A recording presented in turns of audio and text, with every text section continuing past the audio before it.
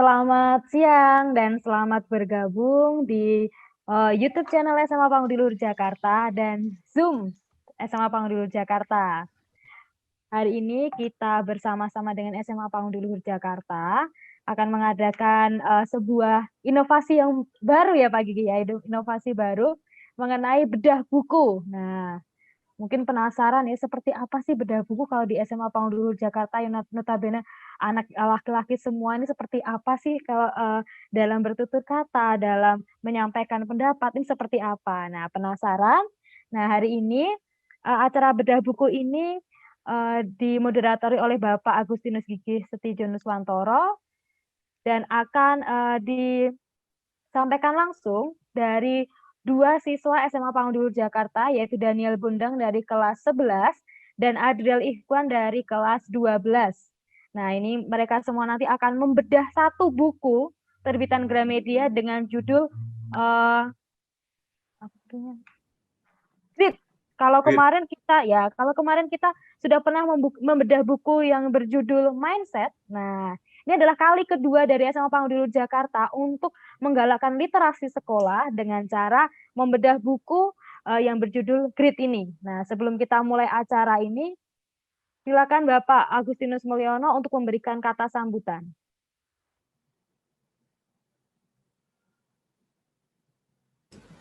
Baru saya mute. Terima kasih Bu Lena untuk waktunya. Ya, selamat siang Bapak Ibu yang ikut tergabung dalam Zoom ini dan juga anak-anak. Semoga kita semua dalam keadaan sehat dan selalu bersukacita, ya berbahagia agar kita selalu sehat. Untuk kegiatan siang hari ini, ya nanti yang akan dipandu oleh Adriel sama Daniel Bundang, saya kira merupakan hal yang baik untuk dibudayakan di SMA Pangudi Luhur. Ya, bahkan kemarin saya mengundang Bapak Koordinator Pengawas dari Sudin untuk posternya itu saya share, beliau sebenarnya sangat tertarik untuk mengikuti ini, ya, dan apresiasi ada ide dari anak yang untuk melakukan bedah buku ini, maka Pak Koordinator Pengawas Pak Lili Saksono itu ya memberikan apresiasi dan dukungan supaya ya ditumbuh kembangkan di SMA Pangudi Luhur supaya budaya literasi ini sungguh-sungguh dihidupi oleh para peserta didik di SMA Pangudi Luhur. Saya kira kita sudah tahu bahwa buku ini kan hal yang ya sangat kita butuhkan, bahkan ada pepatah bahwa buku itu adalah jendela dunia. Jadi saya kira dengan kita membaca buku ya kita akan banyak menambah wawasan dan bukan hanya menambah wawasan saja, saya kira dengan ya kita banyak membaca buku itu akan juga banyak mengubah karakter dan perilaku kita. Ya, itu seperti itu, maka nanti harapannya supaya juga adik-adik para siswa yang sekarang barangkali ikut tergabung mengikuti, ya nanti juga bisa membudayakan itu, jadi membaca buku, terus nanti juga bisa berbagi ke teman-temannya, ke adik kelasnya, ya supaya ya ini ada sesuatu yang baik untuk kalian ya. Jadi kalau sekarang itu kan para siswa itu dituntut untuk memiliki kecerdasan abad 21 yang meliputi tentang 4C itu ya, jadi kreatif, kemudian komunikatif, kolaborasi dan critical thinking. Nah, semua itu bisa dihidupi atau dilaksanakan oleh anak-anak dan kita semua. Saya kira kalau kita ya tentunya harus banyak membaca buku itu. Ya, jadi banyak manfaat saya kira kalau Anda membudayakan untuk membaca buku itu, ya, dan tentunya dampaknya itu nanti ya tidak hanya untuk diri kalian sendiri, harapannya bisa berbagi seperti ini, ya, maka nanti harapan kami ya tidak hanya berhenti di sini, terutama para peserta nanti dibudayakan untuk membaca buku, ya paling tidak pada masa sekarang ini, masa COVID ini kan kita banyak waktu karena di rumah terus kadang-kadang kita mungkin jenuh atau stres ya. Dengan membaca buku itu bisa menghilangkan kejenuhan dan kestresan kita ya. Nah ini terima kasih untuk yang ini nanti Adriel dan Daniel Pundang dan juga para siswa yang lain yang ikut mendukung ini. Mudah-mudahan ini hal yang baik yang nanti bisa kita budayakan di sekolah kita dan tentunya ini pasti akan berdampak untuk kalian semua ya. Jadi membaca buku itu saya kira kan hal yang sangat kita butuhkan ya sampai kapanpun. Ya, begitu saja Bu Lena ya. Jadi semangat untuk ini anak-anak supaya bisa mengikuti kegiatan ini dengan baik dan supaya kegiatan ini sungguh-sungguh bermakna dan berdampak dan tentunya juga kita menyenangkan ya. Kalau kita melakukan sesuatu dengan senang itu pasti akan berdampak baik untuk kita. Terima kasih, salam sehat untuk semuanya. Tuhan memberkati usaha baik kita pada hari ini. Baik, terima kasih Pak Mulyono, terima kasih atas dukungannya untuk kelas 10 dan kelas 11, kelas 12 yang saat ini akan mengadakan bedah buku. Tapi tidak menutup kemungkinan nanti kelas 10 pun akan diajak untuk membedah buku lain. Gitu. Jadi kalau sekarang ini bukunya dengan judul Grit, ini dibedah oleh Daniel Bundang dan Adel Ikhwan, nanti kelas 10 juga akan membedah buku lain. Ini adalah sebuah inovasi literasi dari SMA Pangudi Luhur Jakarta yang akan terus menggalakkan supaya ayo kita kejar-kejaran untuk meningkatkan minat baca juga gitu. Baik, karena waktu sudah menunjukkan lebih dari waktu yang ditentukan, maka langsung saja kepada Pak Gigi selaku moderator untuk memimpin acara bedah buku SMA Pangudi Luhur Jakarta ini. Silakan Pak Gigi. Ya, terima kasih Bu Lena. Karena di hari pahlawan saya tak pakai. Oke, selamat siang semuanya. Pak Nu, apakah bisa di-mute bagian teman-teman yang masih belum termute? Anak-anak, Bapak Ibu Guru, Bruder, ini untuk yang ketiga kalinya yang pasti ya. Kita 3 kalinya ngobrol di acara bedah buku. Yang pertama, buku mindset itu 2 kali sesi. Ini buku yang kedua, rencananya kita akan buat 2 sesi juga. Hari ini adalah sesi yang pertama. Sesi yang pertama ini tentunya ada hal-hal yang menarik karena mereka anak-anak ini nggak tahu ya, nanti biar cerita sendiri nih Adril ini sama si Bundang bagaimana akhirnya buku Grit menjadi sebuah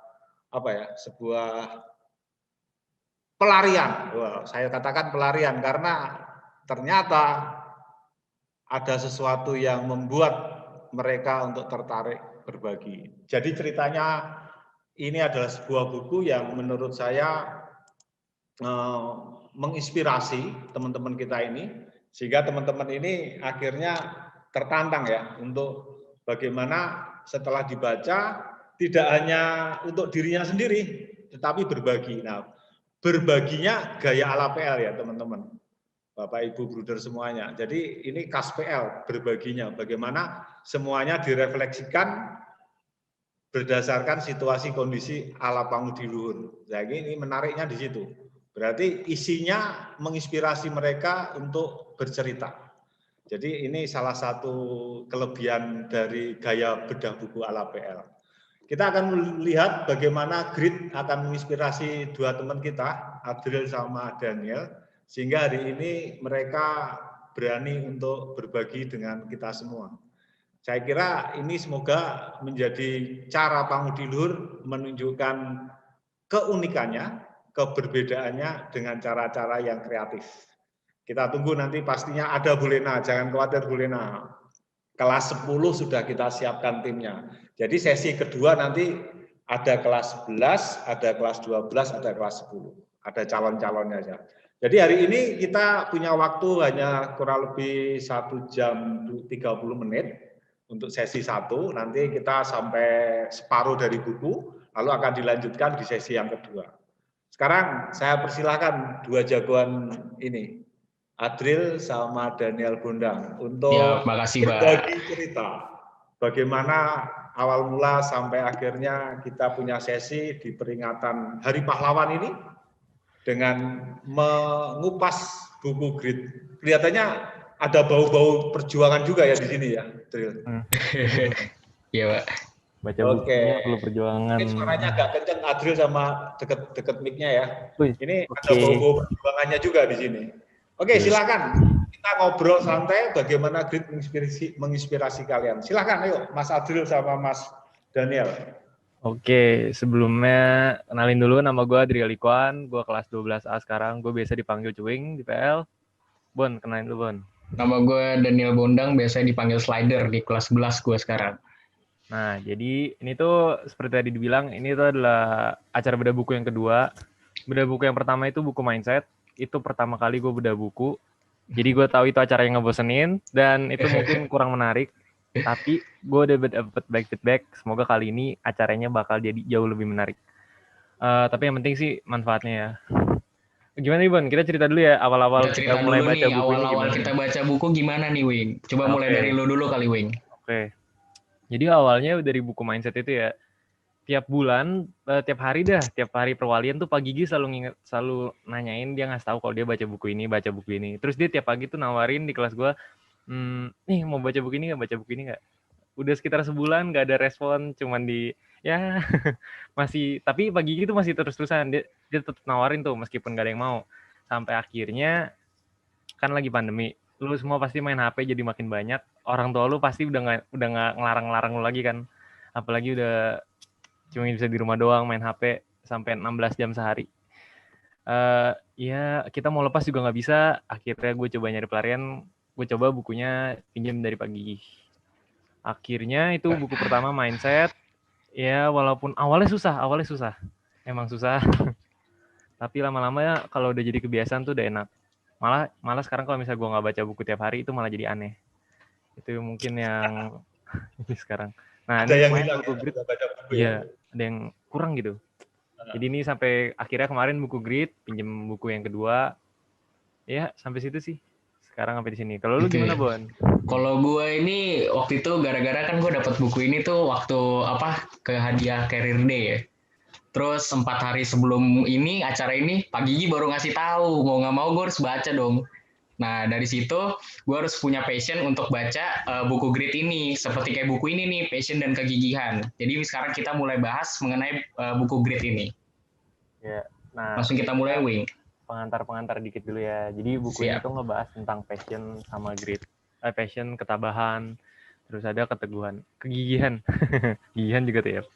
Oke, nah jadi sebenarnya kalau misalnya mau ngambil contoh soal passion, itu nggak usah jauh-jauh, di PL ada namanya passion.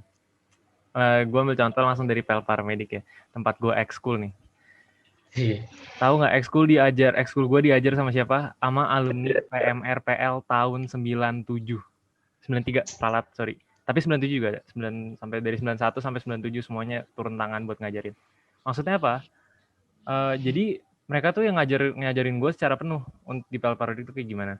Nah, mereka udah lulus 27 tahun yang lalu. Udah mapan, udah punya keluarga, udah punya penghasilan sendiri. Bahkan Kak Canuka sendiri tinggal itu udah di US. Duitnya $.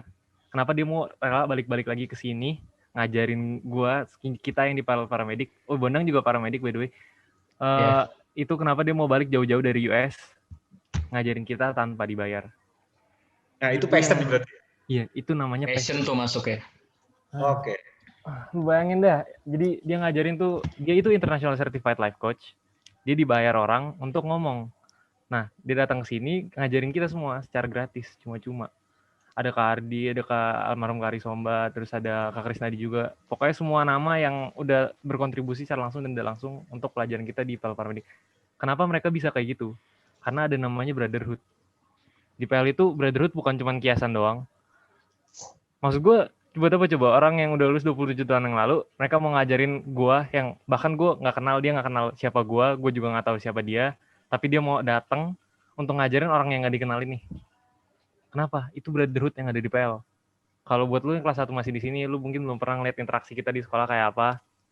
Kita kesehariannya tuh kayak apa. Mungkin nanti lu bakal ngerasain. Tapi lu harus tahu kalau namanya brotherhood itu beneran ada. Dan itu udah ada dari dulu banget. Nah, yang gue lakuin di Seni sama Bondang, itu gue pengen terusin brotherhood itu ke lu semua yang kelas 1 sekarang. Nah, gue berharap lu semua nih bisa terusin deh. Seenggaknya nggak usah ini deh, nggak usah yang ribet-ribet, lu cukup baca buku aja. Baca buku terus mungkin lu mau berbagi ke orang-orang di sekitar lu, atau lu mungkin mau beda buku juga di sini. Itu gila, oke. Itu bagus. Oh ya Wing, satu pesan lagi nih Wing. Gua sama Wing juga maksudnya bukan orang yang udah sukses atau gimana. Kita juga masih menata mengenai cita-cita kita lah. Cuman kita di sini bagaimana cara berbagi kepada kalian semua yang nonton di YouTube yang mungkin masih kelas 1 bisa melakukan apa aktivitas yang gua lakuin untuk mencapai kecapaian gua. Iya. Kita nggak nyari pengakuan. Oke, jadi kalau boleh saya sedikit singgung dengan kaitannya dengan buku ini ya Dril ya. Yeah. Tadi ngomong kakak kelasmu yang kamu nggak kenal pun kok hadir di sekolah ngajari kamu di PL Paramedik ya. Itu tadi kamu menyebutkan bahwa ada setelah kamu baca buku ini ternyata ada link yang namanya passion tadi ya. Yeah, kakak itu ternyata punya passion tinggi, dia punya gaji banyak gede di Amerika, pulang hanya untuk berbagi bagaimana mengajari kamu dalam hal PL Paramedik. Kalau dia nggak punya passion, dia nggak punya sebuah nilai yang dia pun anut, dan akhirnya dia datang menghidupkan kembali PL Paramedik, dan akhirnya timbullah sebuah brotherhood yang muncul tadi, yang kamu rasakan ya. Iya, benar, terasa banget itu. Saya kira mas-mas yang 93 pengajarmu, dia punya sebuah passion di situ. Iya. Sehingga akhirnya dia ya. Iya. Oke. Sesuai di buku ini itu kan ada itu Pak, ketabahan dan lain-lain, passion. Nah, yang saya tangkap tuh mereka udah selama berpuluh-puluh tahun nekunin satu bidang yang sama tuh Pak. Nah, itu tuh Pak, itu mereka tuh ngasih hasil pelajaran mereka berpuluh-puluh tahun ke kita secara gratis. Itu yang menurut saya ini banget sih. Oke. Karena dia punya passion, dia akhirnya bisa melihat bagaimana kamu merasakan brotherhood PL. Sekarang angle sendiri dari buku ini. Kamu bisa refleksikan lagi nggak? Yuk, silakan. Oke. Nah, kalau ketabahan sendiri ya, untuk di diri gue sama dari diri gue ya. Jadi mungkin bisa dibilang ketabahan gue parah banget. Dari dulu parah banget. Tenang aja, nanti di buku ini di PowerPoint, di presentasi bakal gue jelasin lebih lanjut pengalaman gue. Dan itu gue jamin lu semua pasti punya pengalaman yang sama persis. Sama persis kenapa? Nggak sama persis ya, mungkin mirip banget. Karena gue sendiri juga masih baru 2 tahun yang lalu seumuran sama lu. Oke, jadi gue tuh masih baru-baru nih ngelaluin yang lu rasain. Gue juga sama Gen Z, kita juga sama-sama melek teknologi gitu ya bilangnya. Oke deh. Kalau gitu gimana kalau langsung kita mulai aja ya? Langsung mulai Wing, kita Wing. Oke deh. PowerPoint. Oke. Udah masuk? Udah Wing, udah masuk Wing. Udah, tayangnya ada ya. Langsung kita mulai aja ya. Jadi ini buku Grit yang ditulis Angela Duckworth. Ya. Nah, ini arti dari Grit itu ketabahan. Jadi dalam bahasa Inggris, Grit itu artinya ketabahan. Jadi yang dibahas buku ini adalah tentang passion, kegigihan, ketabahan. Kenapa ketabahan itu penting? Oke, kita mulai dari pengertian apa sih ketabahan itu. Nih ya, Grit menunjukkan bahwa rahasia untuk pencapaian yang luar biasa bukanlah bakat, tetapi perpaduan istimewa antara passion dan kegigihan. Yang disebut ketabahan. Ya. Oke, jadi ini buku ini tuh nunjukin kalau misalnya lu nggak perlu punya yang namanya bakat, lu nggak perlu punya yang namanya talenta dan lain-lain. Tapi gimana lu punya passion, di mana lu punya passion, lu punya kegigihan, lu bisa tuh yang namanya sukses dan lu mencapai sesuatu yang mungkin lu inginkan tujuan gitu. hidup lu, iya, kesuksesan dalam hidup lu. Nah, itu cuma bisa dicapai kalau misalnya punya passion dan kegigihan. Lanjut. Nih, sebelum masuk ke bukunya lebih dalam nih. Ini kita bicara soal nilai. Nilai apa? Bukan nilai tentang siapa diri lu, bukan nilai apalah itu, ini nilai tentang nilai di sekolah, nilai rapot lu. Oke, nilai prestasi lu di sekolah. Oke, Wing. Nih, ini gue mau pamer dikit. Kalian tebak-tebakan. Ada yang bisa nebak IQ gue berapa? Yang mau Ada nebak, yang bisa coba nebak nggak nih tebak-tebakan. IQ-nya Cuing berapa nih? Bisa mungkin di chat Gue aja mau berapa. pamer sekalian. Chat aja, chat. 120. Mungkin di chat bisa ditulis. Wah, ada 115, ada 134, 117. Banyak nih yang Ya. Sekarang ya. lanjut ya. Berapa Wing IQ lu nih Wing? Mana nih, kok nggak lanjut? Nah, 134. 134. Ini IQ gue waktu SD kelas 6. Gue masih inget banget. Cuman 4 orang nih, kategori IQ buat lo yang belum tahu. 131 tuh artinya gue superior atau jenius. Gila, gue nih ya, waktu SD nih gue dapet IQ segitu. Cuman ada 4 orang di angkatan gue yang dapet. Gue berasa keren banget, gue berasa pinter langsung. Berarti lu termasuk orang yang cerdas ya Wing ya? 131 ke atas. Betul. Nah, sekarang gue mau nanya. Lu semua bisa nggak tebak berapa ranking paling tinggi atau ranking gue paling tinggi dari sekolah tuh berapa? Ranking paling tinggi gue? Wah, berapa ya Wing? Ntar gue tebak ya Wing. Ranking 1 Wing. 2, 5, 10. 3. Oke, lu mungkin nangkepnya begitu lu tahu IQ gue yang 134 itu, lu langsung ngebayangin gue tuh sebagai orang yang wah gila nih pinter, berarti fix nih nilainya bagus di sekolah.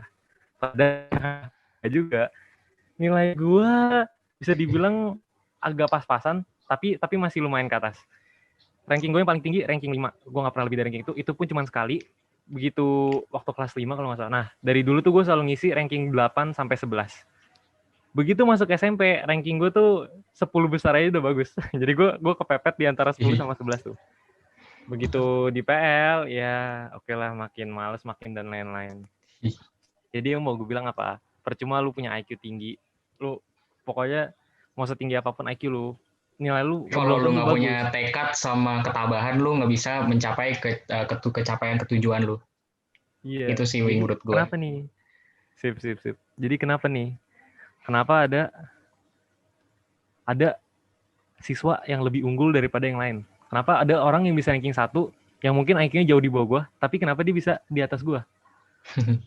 Karena siswa lebih unggul karena etika belajar daripada kecerdasan. Ini ada di buku, tertulis dengan jelas.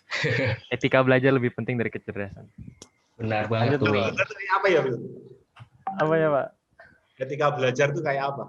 Etika belajar itu kayak contohnya gini Pak, kayak misalnya kita melakukan sesuatu tuh jangan di awal-awalnya doang nih kita giat, tapi di tengah-tengah jalan kita malah jadi malah jadi tidak semangat lagi. Kan ada kadang kita baru dapat nilai jelek, baru tuh belajar dengan giat. Itu tuh salah sebenarnya. Kita bagaimana cara berlatih supaya ke depannya kita tuh dapat bertumbuh lagi nilainya, bukan tunggu nilai jelek baru kita belajar. Gitu Pak. Iya, kalau gue sih ya, nih, gue yakin lu pasti ada yang mirip. Gue kalau misalnya ada ulangan nih, kadang kalau ulangannya udah terlalu mepet, terus kayak hafalan, udah tuh, gue malam itu gue main game sampai pagi gue baru belajar 5 menit sebelum itu, gue baru tuh. Biasanya kan pikirnya kan kayak udahlah biarin kan ada remedial, kalau nggak ada apa. Nah, di sini kita mau merubah kalian bagaimana caranya agar kita tuh jangan nunggu nilai jelek, nunggu sampai nilai jelek baru kita belajar. Bagaimana kita belajar tapi dapat nilai lebih bagus lagi ke depannya gitu Pak. Sip, nanti tuh di bagian-bagian pertengahan prestasi bakal dibahas lebih jauh lagi nih. Jadi terus beberapa siswa nih yang bekerja secara konsisten meraih prestasi tertinggi dalam ujian atau ulangan. Ya, kerja keras dan konsistensi. Lanjut, Bon. Bakat dalam matematika tidak menjamin prestasi dalam matematika. Nah, betul nggak nih, Pak? Sekali nih. Pak Gigi, betul nggak? Betul. Aku berbakat di matematik itu kepaksa tau. Ya, berarti bakat tuh nggak menjamin sama sekali prestasi dalam matematika. Yap. Oke, sekarang kita bahas. Kok bener lagi ya? Nah, tuh. Nah ya, maaf. Ada salah pencet. Lanjut lagi nih. Konsentrasi. Keyakinan, semangat, dan kerja keras pada akhirnya lebih penting daripada kemampuan intelektual. Nah, ini seperti yang gue bilang nih, kerja keras lu tuh dan upaya lu lebih menentukan kemampuan intelektual lu. Kayak gitu. Ya, dalam jangka panjang, ketabahan mungkin lebih penting daripada bakat. Betul Oke, banget. kita lanjut lagi nih. Masih banyak. Yang diperlukan bukanlah bakat atau skor yang tinggi, melainkan ketabahan. Orang yang paling sukses adalah pengkritik diri sendiri yang paling keras. Nah, ini menarik ini. Berhenti dulu sebentar situ ya. Ini sekalian nih Pak, satu lagi. Orang paling sukses adalah kebalikan dari sifat mudah berpuas diri. Ini Ya, orang yang paling betul. sukses. Ditulisin di situ orang yang paling sukses. Gue pernah tuh pengalaman gitu tuh, Wing. Kalau gitu tuh, yang orang paling sukses adalah kebalikan dari sifat mudah berpuas diri. Gue tuh dulu SMP kayak pernah gue kayak dapat nilai apa ya, pelajaran bahasa Indonesia apa kalau salah. Bagus tuh. Dari situ gue kayak merasa, wah udahlah ini mah bisa nih, bisa. Bener kan, ulangan besoknya gue nggak belajar. Akhirnya ternyata pelajarannya itu susah juga, lumayan susah gurunya ngasih. Dan gue dapat nilai jelek di situ. Nah itu tuh yang membuat orang tuh bisa jatuh gara-gara cepat berpuas diri. Gitu sih, Win. Ya kalau gue ngeliat di anak PL, KKM tuh udah oke lah. KKM tuh udah oke banget. Yang penting di atas KKM. Ada perbaikan dari MHET santai. Gitu sih. Ini nih yang kayak gini-gini nih. Yang penting bukanlah bakat, melainkan pantang menyerah. Pantang menyerah ini termasuk kayak tekad ya, Wing ya? Ya, mereka tidak memiliki tekad kuat, mereka juga memiliki arah. Arah ini tentang cita-cita berarti ya. Nanti bakal dibahas lagi di bagian pertengahan sekali lagi. Jadi di akhir buku ini kita bakal ngasih tahu lu gimana caranya lu bisa punya cita-cita dan lu bisa mempertahankan cita-cita itu untuk jangka yang lama. Yang konsisten adalah segalanya. Nah, konsisten. Mereka terdorong secara terus-menerus untuk melakukan perubahan diri. Nah, sampai di sini ada kesimpulan yang bisa kita ambil dari semua ini. Dari pembukaan buku ini.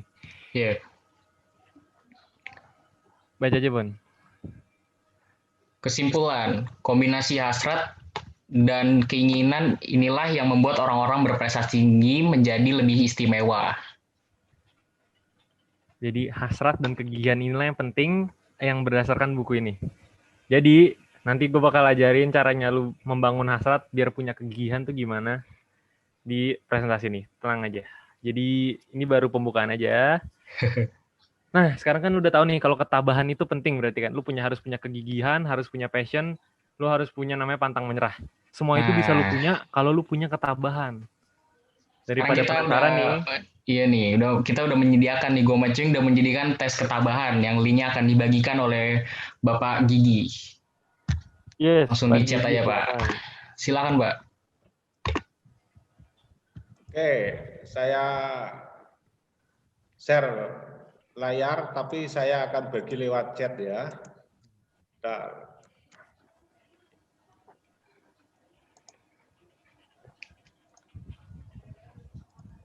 Ini guru-guru, Bapak Ibu guru udah pernah ngambil ini kan ya Pak? Sudah pernah. Coba ini sudah pernah. Oh. Oke. Saya taruh di chat. Nah ini jadi tes ini tuh tes ini kurang lebih untuk ngetahuin ketabahan lu tuh ada di tingkat mana sekarang. Iya. Oke. Tuh udah di-share tuh linknya tuh. Silakan diklik, lalu kamu isi sesuai jumlahnya. Nah, nanti akan nampak bagaimana sih nilai ketabahanmu. Nah, tes ketabahan. Kamu boleh mencoba langsung online. Kita kasih waktu 5 menit, jangan, 3 menit aja ya untuk jawab ya, karena ini menjawabnya nggak harus berpikir ya, spontan. Oh iya, ingat tes ketabahan ini bisa berubah-ubah kok. Ini bukan tes yang sifatnya tetap, bisa berubah-ubah. Ingat ya, fungsi nilai yang ada di sekolah, fungsi tes-tes, hasil dari tes yang lu dapet, itu untuk ngetahuin di mana lu saat ini. Oke, saat ini, belum tahu lu ke depannya bakal kayak apa. Iya, betul sekali. Mungkin aja lu 1 tahun ke depan atau 2 tahun ke depan tes ketabahan lagi, bisa aja hasilnya beda. Belum tentu sama kayak hari ini. Jadi silakan diisi. Oh ya. Silakan yang dari YouTube juga bisa dicoba isi. Wajib banget. Bapak Ibu. Teman-teman, ini kalau ikut ini webnya si Angela Duckworth ya, ada di dunia maya. Di dunia maya ini Ibu Angela ini di websitenya juga ada aplikasi ya. Kalau teman-teman mau klik ke webnya Ibu Angela Duport, di situ tinggal diklik, ada salah satu bagian untuk melihat seberapa tabahkah kamu dibanding 100 orang yang lain. Nah itu. Kalau versinya di sana bahasa Inggris, tapi bisa terjemahkan di dalam Indonesia. Jadi kalau secara online ada juga ini untuk teks ketabahan dari buku ini. Oke. Tenang aja, nanti di akhir pembahasan kita juga akan mengajarkan kalian bagaimana cara berkomitmen dalam belajar. Kak, maaf Kak. Ya, silakan tanya aja. Ini ngisinya gimana ya Kak? Gimana Pak Gigi? Apa? Dia nanya ngisinya bagaimana? Oh, ngisinya. Oke, saya share layar ya. Ngisinya di sini anak-anak. Nah, ini sudah ada yang ngisi. Kamu isi kolom yang terang, ya itu sesuai ke angkamu, ya. Misalnya, petunjuknya ya, baca setiap kalimat di bagian paling kanan, masukkan nomor pada kotak yang masuk akal menurut diri Anda. Masukkan aja yang menurut masuk akal kamu kayak apa. Jangan berpikir panjang ya. Kedua, jangan memikirkan pertanyaan secara berlebihan. Sebaiknya tanyakan diri Anda bagaimana Anda membandingkan diri Anda, tidak saja dengan rekan kerja, teman, atau keluarga Anda, tapi juga dengan sebagian besar orang. Nah, gitu. Lalu di situ, itu karena saya buat secara online, totalnya sudah kelihatan nih. Itu sudah rumusnya. Pada kotak yang masuk akal menurut diri Anda. Masukkan aja yang menurut masuk akal kamu kayak apa. Nah, lalu di situ sudah langsung terbagi oleh sistemnya. Jadi ada 1,5 sama 2 ya. Yang terpenting poin yang kanan aja 3,6. Lalu tabel konversinya ada di bawahnya, teman-teman. Nah, itu. Tabel konversinya itu artinya misalnya di situ tertulis misalnya kamu dapat angka 4,1 ya, berarti lebih tabah daripada 70%. Itu ada kalkulasinya di sebelahnya. Mungkin teman-teman bisa melihat masing-masing ya. Saya nggak nayangin, ini sengaja, ini gaya PL kalau belajar secara daring itu anak-anak langsung mendapatkan soft copy-nya ya kalau di PL ya. Sehingga bisa menghadapi bukan tayangan dari depan, tapi langsung di gadget masing-masing ya. Kelebihan PL gitu ya. PL keren banget emang Pak. Jadi kalau aplikasi udah daring ya udah masing-masing kelihatan untuk berbagi. Itu aja caranya, sudah jelas di situ. Ya kalau misalnya nggak bisa, isi aja di kertas sendiri, lo hitung sendiri langsung. Ya, tapi itu jelas kok, online-nya bisa dicoba. Itu kayak bareng-bareng deh Pak. Jadi kayak itu kayaknya kebareng-bareng gitu deh Pak. Jadi ngisinya tuh mereka barengan satu sheet yang sama. Oh, ya maksudnya masing-masing sendiri-sendiri harusnya ya. Yo. Maksudnya di-download dulu, save as dulu sehingga tidak bareng-bareng. Oh. Oke, lanjut Mas Adril. Jadi ini boleh dilakukan di belakang supaya kalian teman-teman tahu, oh sebenarnya saya itu setabah apa sih kalau di persentase gitu. Oke. Itu contohnya ada. Kalau saya dapat poin 4,1, berarti saya dibandingkan 70%, 100 orang, saya termasuk yang ukuran 70% orang yang tabah gitu. Kalau ukuran sampai lebih dari itu berarti ya saya masuk golongan yang mana. Artinya saya mempunyai ketabahan yang bisa teruji. Seperti tadi kamu katakan, itu ada di halaman 91 kalau nggak salah ya, di dalam buku itu bisa berubah-ubah ya, berubah-ubah. Yeah. Di mana akan bertumbuh secara kedewasaan sehingga kamu mempunyai daya juang tadi. Oke, silakan lanjut Mas Adril. Itu nanti biar teman-teman melanjutkan sendiri, menguji ya, penasaran kan? Ada yang ngisi nggak? Ada yang ngisi nggak? Udah ada yang ngisi belum? Kalau ada yang ngisi, coba dong, gue sama Cuing mau tahu nih, tulis di chat. Kalian skornya berapa nih? Nggak usah ditulis lah, kalau misalnya nggak mau nggak apa-apa. Tapi coba tulis pendapat lu nih, setelah lu dapat skor itu gimana? Pendapat lu tentang skor lu sendiri itu gimana? Udah puas atau lu belum puas? Atau lu pengen lebih lagi? Apakah udah ada yang ngisi? Mama nih, ngisi jangan lama-lama, jangan dipikirin. Belum sih, Wing. Belum ngisi kayak Wing. Sambil jalan aja. Sambil jalan aja, Wing. Ayo kita lanjut lagi, Wing. Sip deh. Salah. PowerPoint. Nah, udah nongol belum nih? Ya, sudah. Udah. Ya, setelah kita punya lewatin tes ketabahan nih, hasilnya itu menunjukkan di mana posisi lu saat ini. saat ini ya. Jadi lu jangan takut kalau misalnya, berarti gue seumur hidup nggak bakal pernah tabah, nggak juga. Tapi lu bakal, itu bisa berubah seiring berjalannya waktu. Iya, hasilnya nggak tetap ya, Wing. Ya, itu cuma Iya. nunjukin kondisi lu saat ini doang.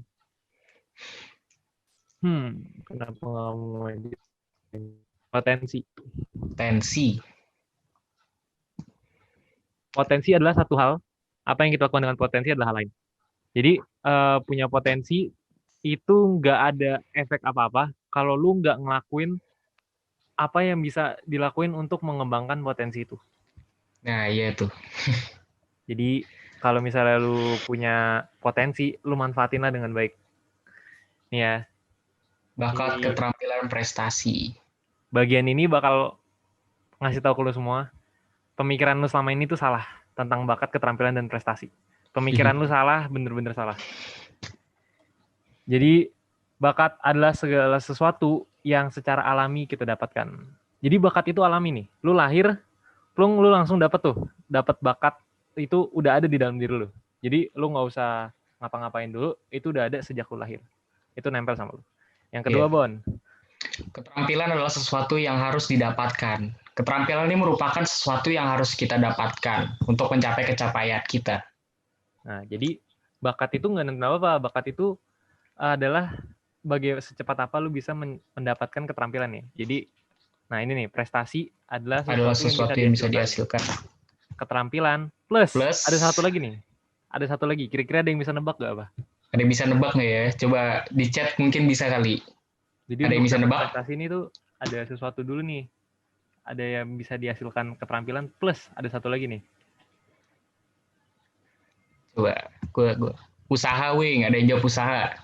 Oke, ada lagi. Ada lagi? Kerja keras. Kerja keras. Lagi? Oke. Usaha, kerja keras. Sip ya. Itu upaya. Nah, upaya yang lu lakuin. Ketika lu menginvestasikan waktu dan upaya ke keterampilan yang lu punya, lu bakal mendapatkan namanya prestasi. Yep. Nah, jadi hubungannya antara bakat, keterampilan, dan prestasi itu adalah upayanya. Maksudnya gini, apa maksudnya? Jadi maksudnya itu bakat adalah secepat apa keterampilan Anda menjadi semakin baik bila Anda menginvestasikan upaya. Maksudnya apa? Nggak semua orang bisa belajar dengan kecepatan yang sama. Contoh, lu mungkin memahamin satu bab matematika. Matematika. Ya, jadi kalau misalnya lu perlu waktu 3 hari untuk menguasain materi itu. Tapi orang lain perlu waktu lebih dari 1 minggu untuk menguasain itu. Itu bakat lu. Itu namanya bakat. Berarti kalau lu punya bakat, lu harus investasiin lagi namanya upaya tuh. Jadi untuk bisa ngasilin apa namanya keterampilan. Gue juga mau nambahin nih, Wing. Kalau dari yang gue baca di buku, bakat itu tidak membuat Anda memiliki tekad. Salah satu cara terbaik untuk memilih tekad yaitu adalah pemikiran yang bertumbuh. Yes. Jadi seperti itu. Growth mindset yang dibahas di buku kemarin tuh. Iya. Jadi mindset itu juga sebagian kecil dari isi buku ini. Isi buku ini tuh bagus banget, jujur aja. Catatan gue tentang buku ini 3 kali lipat lebih banyak daripada buku mindset. Jadi ini buku yang benar-benar bagus pokoknya. Jadi sudah mempengaruhi otakmu ya, Dril ya? Iya. Prestasi adalah hasil dari upaya X keterampilan. Prestasi yang kalian dapat itu merupakan hasil dari upaya dan juga keterampilan kalian yang buat. Jadi nggak sampai lu latihan, terus lu punya keterampilan. Enggak, tapi dari keterampilan itu lu bisa ubah jadi apa? Contoh nih ya, lu belajar matematika. Akhirnya lu bisa ngerjain suatu materi itu sampai lu ahli banget nih. Nah, itu keterampilan. Terus itu bukan prestasi tapi itu keterampilan. Keterampilan itu untuk diri lu sendiri yang nggak dilihat, yang mungkin dilihat sama orang lain tapi itu nggak menghasilkan apa-apa. Jadi mungkin lu harus ikut lomba matematika setelah itu atau lu mungkin mau belajar jadi ahli matematika dan lain-lain. Nah, itu baru bakal jadi prestasi lu. Jadi nggak sampai belajar keterampilan tapi sampai lu menghasilkan yang namanya prestasi. Pokoknya prestasi itu goal lu lah. Tujuan lu tuh ke prestasi itu. Prestasi adalah apa yang terjadi bila Anda membawa keterampilan yang Anda peroleh dan menggunakannya. Jadi keterampilan itu diperoleh. Prestasi ini emang tujuannya Wing ya prestasinya. Yes. Nah, bila kita melakukan sesuatu berulang kali, sesuatu yang sebelumnya tidak alami menjadi alami. Anda belajar bahwa Anda memiliki kapasitas untuk itu dan hal itu tidak datang dalam sekejap. Ini yang kadang orang nggak Iya. pernah sadar.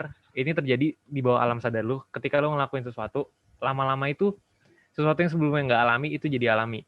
Maksudnya alami itu apa? Lu bisa ngelakuin itu tanpa mikir. Lu punya muscle memory yang lu butuhin untuk ngelakuin hal itu tanpa lu harus yang namanya mikir dulu. Jadi lu di bawah alam sadar tuh lu udah terbiasa melakukan hal ini. Jadi lu nggak secara sadar melakukan hal itu.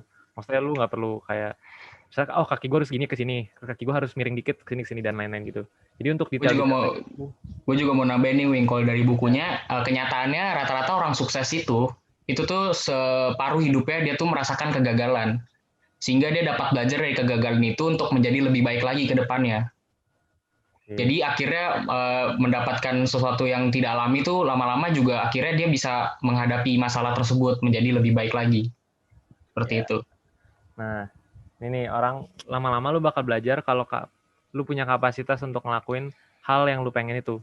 Dan itu nggak datangnya dalam sekejap tiba-tiba lu bisa. Jadi perlu waktu berhari-hari, berbulan-bulan, bertahun-tahun untuk menguasain suatu hal itu. Jadi apa yang membedakan orang sukses? Nih, antusiasme itu umum, daya tahan itu langka. Banyak yang mulai, tapi banyak yang bertahan, dikit yang bertahan. Nah ini Wing, ini komitmen Wing. Ini kayak sama nih, biasanya kalau orang-orang dulu kan pepatah nih dari orang tua gue ya. Kayak anget-anget tai ayam lah, kita tuh di awal-awal doang nih. Awal-awal doang giat belajar, nanti pas di pertengahan dapat nilai jelek, udah nggak mau lanjutin. Itu kan namanya kita nggak komitmen pada diri sendiri. Ya, gitu. Betul. Jadi kalau misal di bidang bisnis tuh banyak sebenarnya bisnis-bisnis baru setiap bulannya. Ratusan ribu bisnis-bisnis baru tuh keluar tiap bulannya. Tapi yang bertahan dan sampai jadi besar tuh ada, lu pernah lihat berapa sih yang paling perusahaan-perusahaan yang paling ternama, yang paling sukses. Nah itu tuh yang bisa bertahan sampai selama itu tuh yang langka.